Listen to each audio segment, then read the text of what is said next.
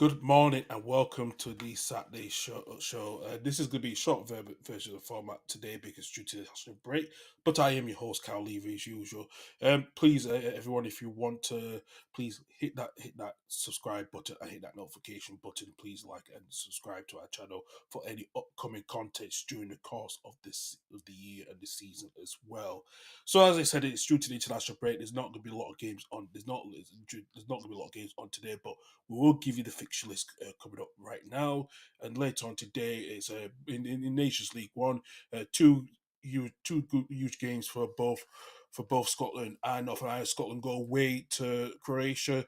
Later on today at 5 o'clock, while Portugal are away to Poland, Northern Ireland go away to Belarus later on today. Other key games as well. Spain versus Denmark later on today. All the games on this show here will be live on Viaplay International. For people in Scotland as well, and the rest of the UK, you can watch it on the Scotland national team YouTube channel as well. Going into League One, there's not a lot of games, so only two games are played today. Crawley Town home to Shrewsbury, while Peterborough play against Rotherham. All the rest of the games are being postponed due to international duties as well. In League Two, only two games have been postponed. Fleetwood Town against Colchester United, while Bromley Way to also has been also postponed due to international break as well. So we in the lunchtime kickoff later on today, Chesterfield home to Notts County, Carlisle now face a trip way down to Wimbledon, Barrett home to Markham, Swindon Town will go up to Cheltenham, Doncaster Rose at home to Crew Alexandra, whilst Gillingham are home to Accrington Stanley. Newport County face a trip away to Harrogate Town, along with MK Dons at home to Port Vale. Grimsby Town go down to Greater Manchester to face Salford City, and Tranmere Rovers at home to Bradford City. And only in the Scottish Championship, Pat Fittle versus Falkirk.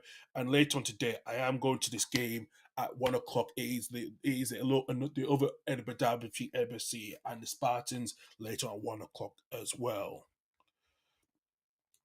And for tomorrow as well, England face a trip down away to Helsinki to face Finland, while Republic of Ireland are away to Greece.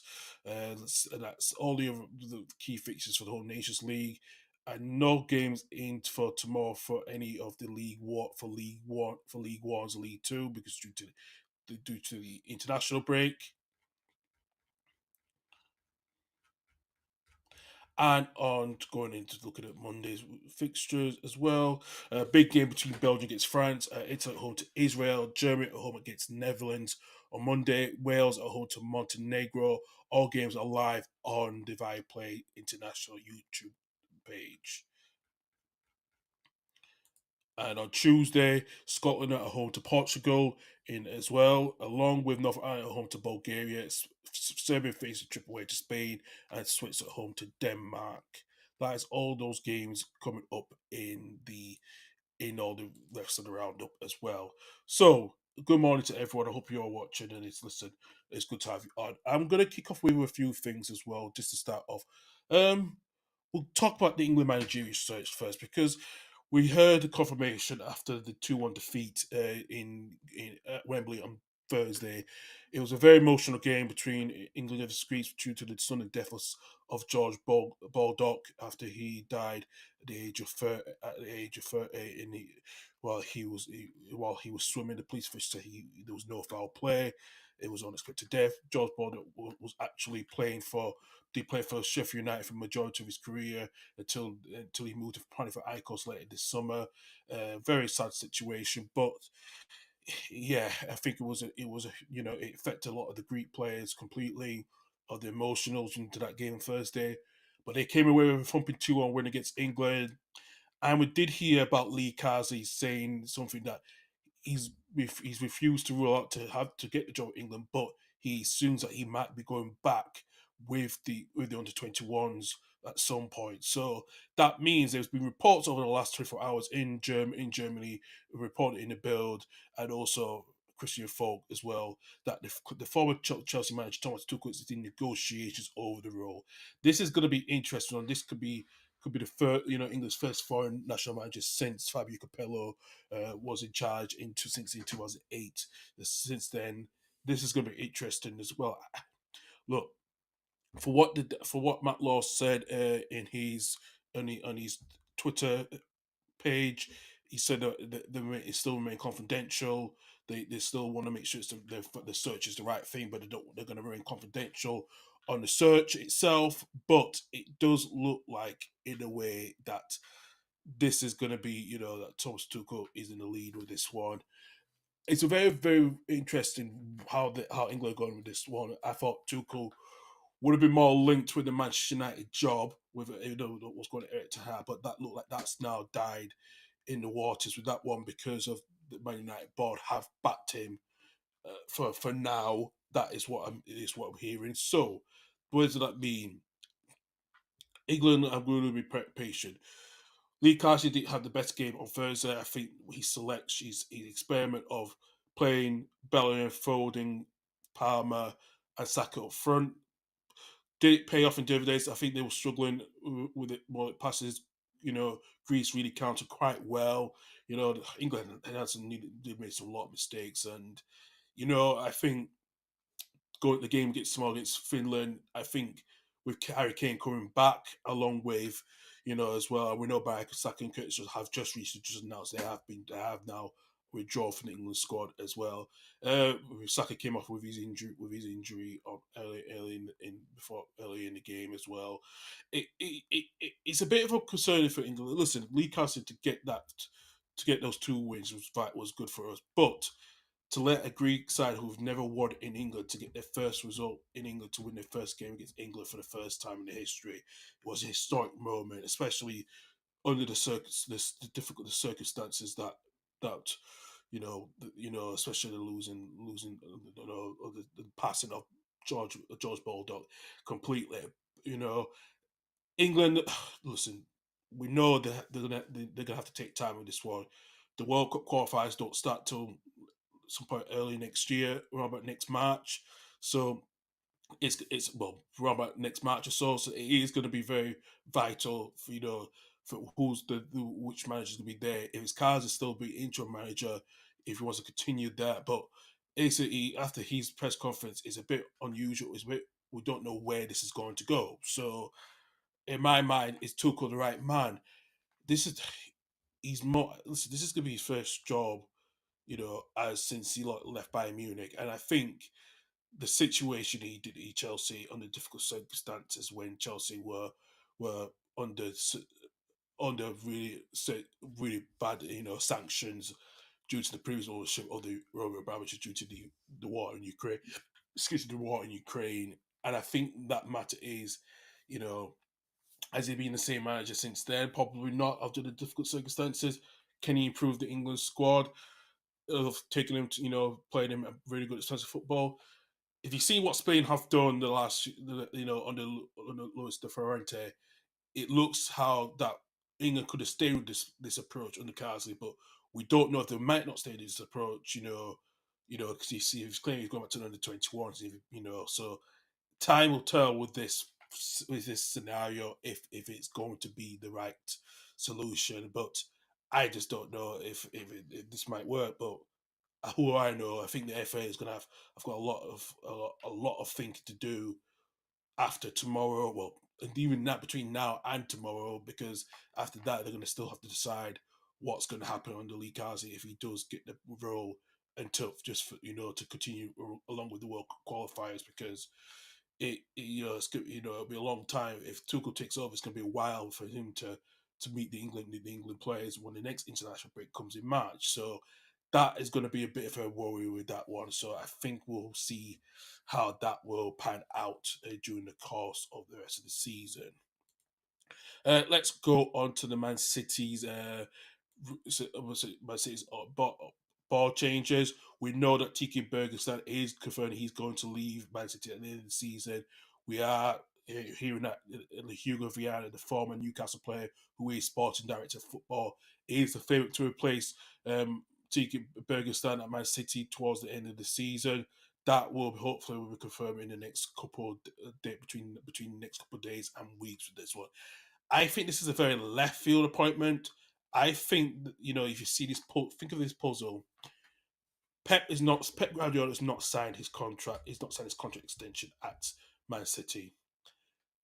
there's been rumours for quite a while that this is going to be, his last season at the Etihad. And this is the thing: if you're bringing someone like Hugo Viana, who's done some good transfer business at Sport in the last couple of years, you could see that him going over there. Where does that leave Ruben Amorim, the Sporting head coach? I think this could be.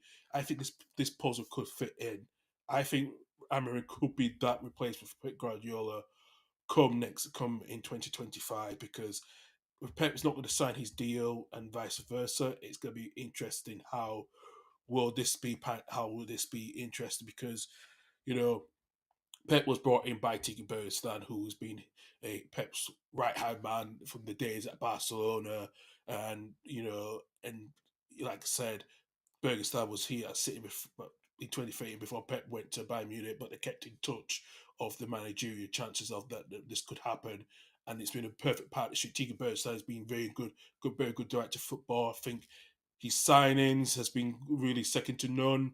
I think Hugh Grant has done the same thing at Sporting in the last few years. Really building a good decent Champions League team, as well as a good team in the Portuguese league. I think this is going to be interesting where this is going to go with this scenario. I just think right now that it's going to, if he does come in, I think he's got a huge boots to fill, both Vienna, and even if Ruben Amorim comes in, he's got another huge boots to fill, because this is going to be a transitioning moment for Man City, because if when you've had long term board members and long term managers, this is going to be changed. We have seen that at Liverpool with Klopp leaving, and now he's gone to Klopp's now the general global. He's now at Red Bull's global. He's now the head of global soccer now, going forward with that. But I think this is going to be interesting with what's going on with the board changes. And like I said, we know what when Man City came in, they wanted Tiki Bergstein for Serrano for years before they did get them in 2013 to make that change. But in a way, I think this could be a really good appointment for Vieira. I know he's been, it's a very left field appointment. We will see in the coming weeks or months when that position has been confirmed, and we'll go from there onwards as well. Let's go into the Nations League roundup. We'll start off in last night's game and looking here as well. Wales were 2-0 up by half time, but they conceded two late goals against Iceland. Brendan Johnson scoring seven. He scored another goal in the last 7 games for both club and country. Harry Wilson scored in the 29th minute, but Tomalison and an own goal by Danny Ward in the 69th century to really, which leaves Craig Bellamy unbeaten in 3 games as well. I didn't watch the game much, but good, decent result for them as well. Thursday, unfortunately, England losing 2-1 to Greece.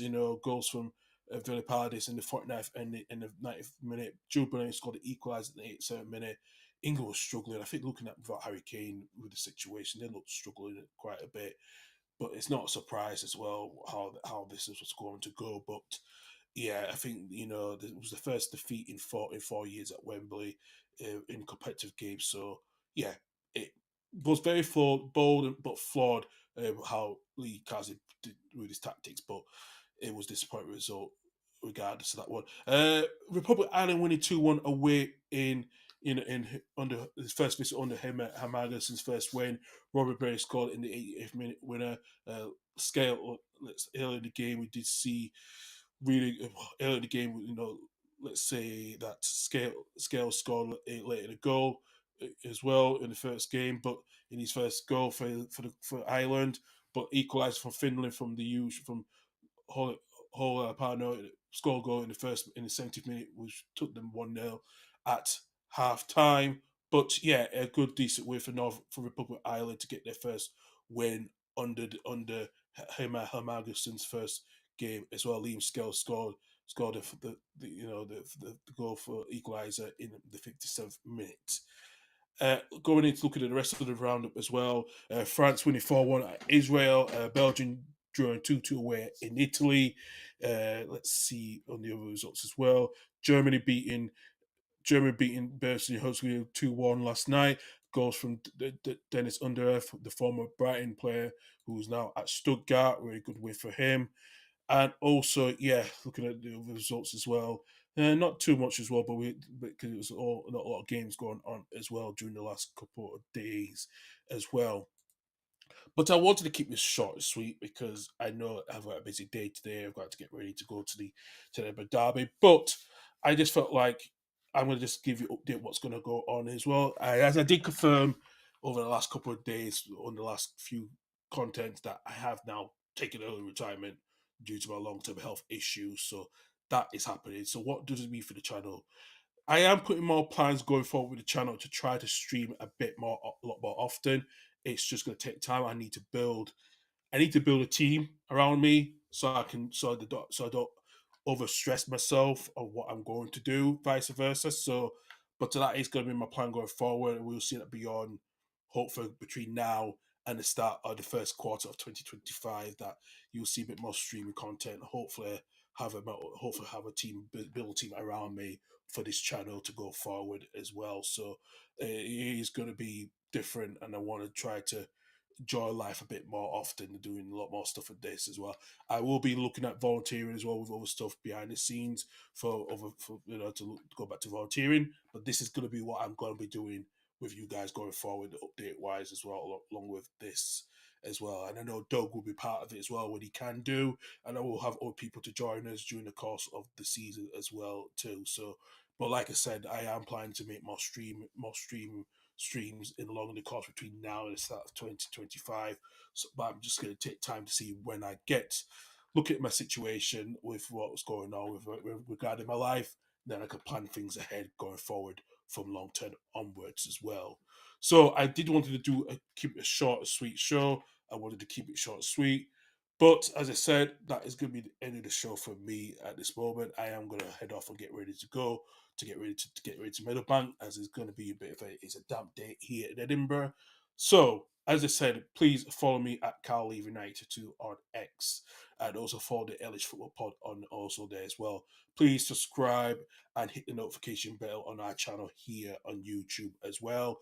And also, please listen to our streaming podcast services as well on Google, Apple, and over and Spotify as well. I will try to upload some past content as well as I can do during the course of the action. I've been so busy of trying to put things in perspective, but that is what I'm going to be doing over the next couple of days. But like I said, there will be no roundup this weekend, this week coming up for due to the over results as due to the international break. But I will be back on next Saturday here on at the early time at 11 o'clock here on the Saturday show when the Premier League is back. Along with the Sunday, we will be back the following Monday to of the of the championship review when that's back on as well, and then next Tuesday, then the Tuesday after, it will be the rest of the roundup in the other leagues as well. So, thank you for your time. All of you have a good weekend, and I'll see you guys next week. Take care for now. Bye bye.